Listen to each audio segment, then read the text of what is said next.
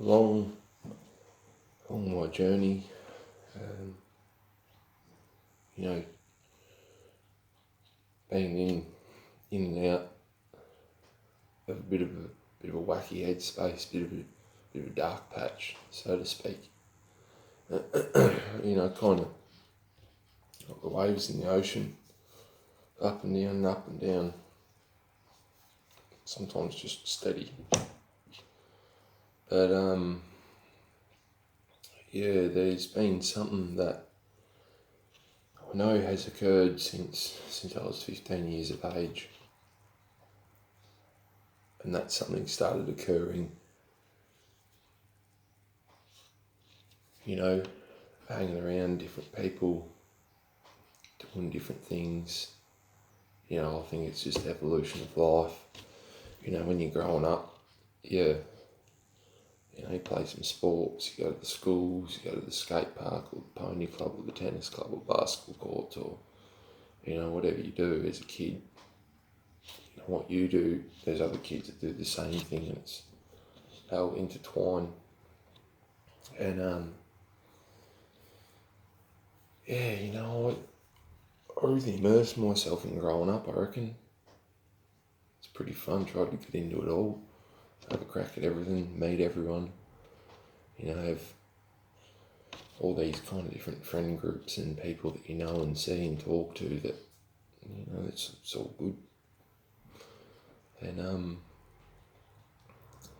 yeah, once I left school, or at least started working, you know, 14, 15, I make cash in first year, you know, getting into the games, Xbox and PlayStations and buying skateboard bearings and grip tape and, you know, scooter handlebars.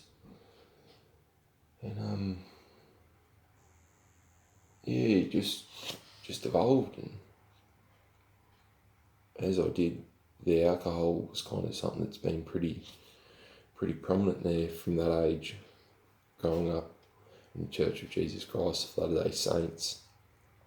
There was no drinking, there was no smoking, there was no drugs. You know, we'd go to big parties and it'd be awesome, but there was never drinking or smoking. And yeah, motorbike riding, same thing. And yeah, getting into footy, you know, all kinds of different people and opportunities come up and this and that. Athletics at school was going real good.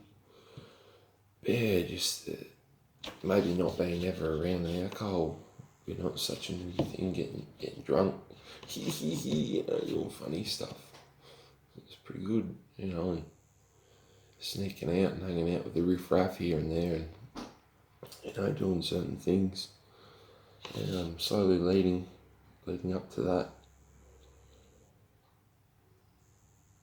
you know, there was I guess this thought in my head that I was, because of trying out everything from such a young age and, you know, having the parents and family that were pretty multicultural and all about the spices and flavours and smells and touches and materials, and, you know, so it's always been a life of, yeah, let's give it a crack.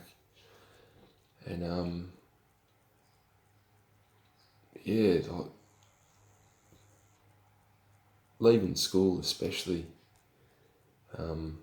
started working with the old man. You know, that I remember that I was getting on piss sometimes on Thursday and Friday. You know, during the day, or you get on as early as you can, but it was always weekends at the start, Saturday night, and it's Friday, Saturday night, and then maybe even a bit of Saturday and Sunday. You know, and as all things do, as you progress into life, you know, whatever you choose, you slowly immerse yourself further and further, and you meet the people, you see different things, different variants of whatever you're doing come up. And yeah, I remember just turning 18, already living with my gran in the city, and yeah, just so keen to go to the clubs, so keen to get on the drugs, you know, and yeah, it was just from there. It's just this wild fascination with this whole life outside of religion and church and the way that I grew up. And pursuing that and following that, and there was a lot of different courses and lessons and people that learned, and a lot of mistakes, probably more mistakes than anything else. One thing that I think about pretty much every night, whether I choose to think about it or whether I choose to let it leave my mind. But, most nights this is something that gets me down pretty bad, and even during the day, I wake up thinking about it. But when I've been on the alcohol, on the drugs and marijuana, on the medications, when you mix all of them together, your mind gets all confused and you're having a real good time, you think it's euphoria, this and that, you're mingling around, you're socialising, you think you're talking some good stuff, and for a lot of years, I always backed me and backed my thoughts and backed my ways, and, I thought I was a pretty reasonable and ethical, honest, responsible person, even though I was balls deep into getting into these head states. But, at night time I just replay, could be 20 seconds worth of just saying something, like conversation, just where I muck up, or a scenario that I muck up, or something that I do, or something that I've done. And that's all it takes, that's all it takes, was for me to be in this messed up position, and then to have done what I did, and then put someone else into an awkward position, whether it would be I had previous commitments, or there was something that had been planned, or I was with another person, or it was something that I'd said to another person, or, the list can go on. But yeah, like the feeling of seeing that person's facial expression, and the tone in their voice, tears out of their eyes, after something I'd done and then they'd become upset. That's something that plays in my mind every night, every day, and I find it some days real difficult to, once I think about hurting them or doing this and doing that, I'll think about that scenario in my head and vividly imagine it for whatever it may be, and something else comes rushing in, and it's like New Year's fireworks show in my mind with all these thoughts of me hurting people, and some of them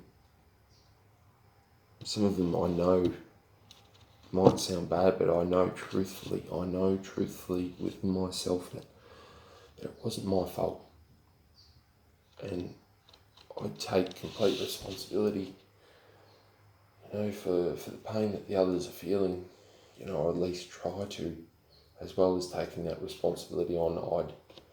I'd also get sad and emotionally distraught from just the other being upset, and yeah, especially to the women, females in my life that, have made and played a significant role, and they still play a significant role, and it's just some things, I suppose, that, I've taken too far on board, and I